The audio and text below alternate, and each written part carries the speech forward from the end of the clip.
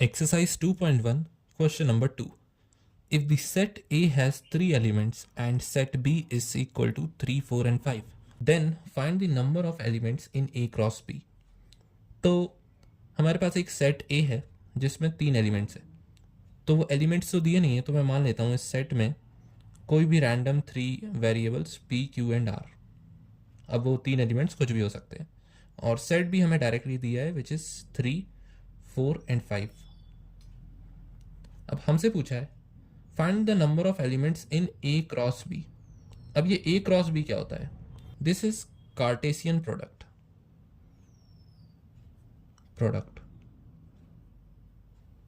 और cross product.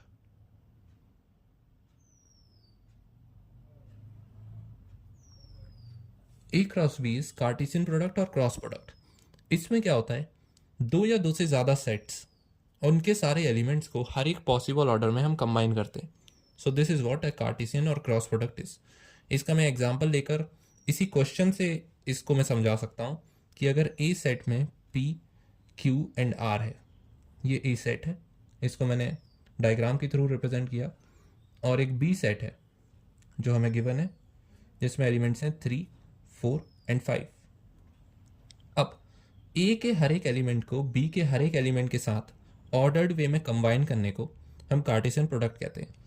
क्योंकि इसमें ए क्रॉस बी लिखा है, तो पहले ए के एलिमेंट्स आएंगे और उसके बाद बी के एलिमेंट्स आएंगे. तो सबसे पहला एलिमेंट ए का है पी, तो पी को मुझे बी के सभी एलिमेंट्स के साथ कंबाइन करना होगा. तो मैं इसे पी को 3 के साथ कंबाइन कर सकता हूँ, पी को 4 के साथ कर सकता हूँ और पी को 5 के साथ कर सकता हूँ. और क्योंकि ए पहले था तो मैं कुछ इस तरीके से लिख सकता हूँ, ए का एलिमेंट पी है और उसके साथ सबसे पहले आएगा 3, क्योंकि ये एक ऑर्डर्ड पेयर होता है. नेक्स्ट P के साथ हम लिख सकते हैं 4, ये B का एलिमेंट है, और P के साथ हम लिख सकते हैं 5. तो A का पहला एलिमेंट B के तीनों एलिमेंट्स के साथ कंबाइन होगा. अब A के दूसरे एलिमेंट की बारी. Q को हमें इन तीनों के साथ कंबाइन करना है, तो Q को पहले मैं 3 के साथ कर सकता हूँ, देन Q को मैं 4 के साथ कर सकता हूँ, देन Q को मैं 5 के साथ कर सकता हूँ.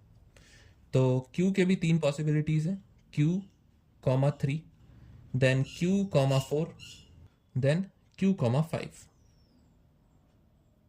तो ये 3 A के पहले एलिमेंट के लिए थे, B के सारे एलिमेंट्स के साथ कंबाइन करने के लिए, और ये 3 A के दूसरे एलिमेंट के लिए थे, B के सारे एलिमेंट्स के साथ कंबाइन करने के लिए.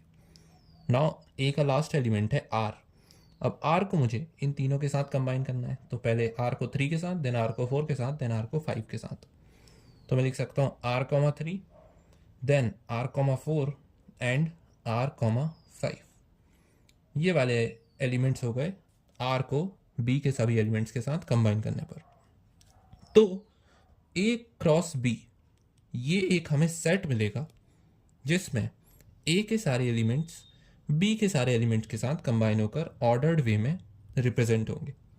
तो A क्रॉस B की वैल्यू है ये. अब हमें बताना है उसमें कितने नंबर ऑफ एलिमेंट्स हैं. तो 3 ये है, 3 ये है, 3 ये है, टोटल 9 एलिमेंट्स हैं A क्रॉस B में. अब अगर मैं, तो इस क्वेश्चन का आंसर तो आ गया है, ये 9 है, यही इस क्वेश्चन का आंसर है. लेकिन अगर मैं B क्रॉस A करता, ये तो A क्रॉस B के बारे में था, लेकिन अगर मैं B क्रॉस A करता तो देखते हैं कि हमें किस टाइप का सेट मिलता. पहले हमारे पास B, then we have A. B के एलिमेंट्स हैं 3, 4 एंड 5 और A के एलिमेंट्स हैं P, Q एंड R. अब सबसे पहले B का पहले एलिमेंट A के सारे एलिमेंट्स के साथ कंबाइन होगा.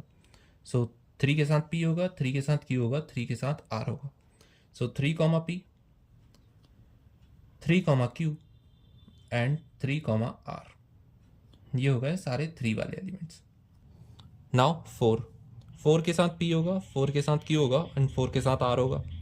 सो 4, P, 4, Q एंड 4, R. ये 4 वाले पेयर्स हो गए.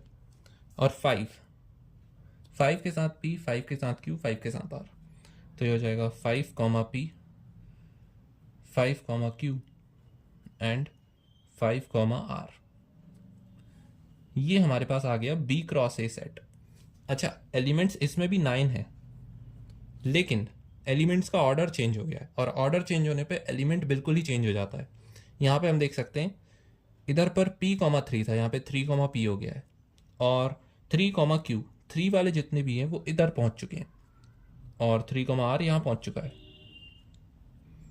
और हम ये नहीं कह सकते कि p,3 is equal to 3,p, ये दोनों अलग अलग हैं, so this is not equal.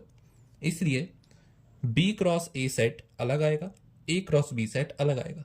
लेकिन इन दोनों सेट्स को देखकर हम एक ऑब्जर्वेशन को आगे के क्वेश्चंस में यूज़ कर सकते हैं, जिससे हमें दो सेट्स के क्रॉस प्रोडक्ट में एलिमेंट्स फाइंड करने में आसानी होगी।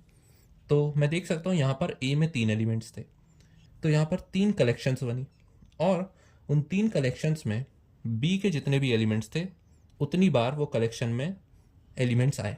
जैसे कि A के 3 एलिमेंट्स थे, तो ये 1, 2 और 3, ये 3 कलेक्शन बनी, और B में 3 एलिमेंट्स थे, तो हर एक कलेक्शन में 3-3 एलिमेंट आया।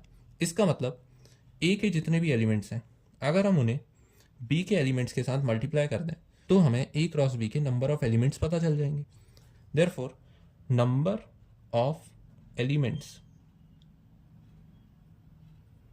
इन A cross B would be equal to m multiplied by n, where m क्या है, number of elements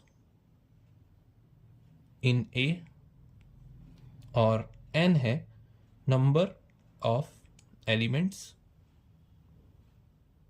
in B। तो ये फॉर्मूला हम याद कर सकते हैं, और डायरेक्टली इस फॉर्मूला को अप्लाई करने पर हमें क्रॉस प्रोडक्ट में कितने एलिमेंट्स आएंगे वो पता चल जाएगा।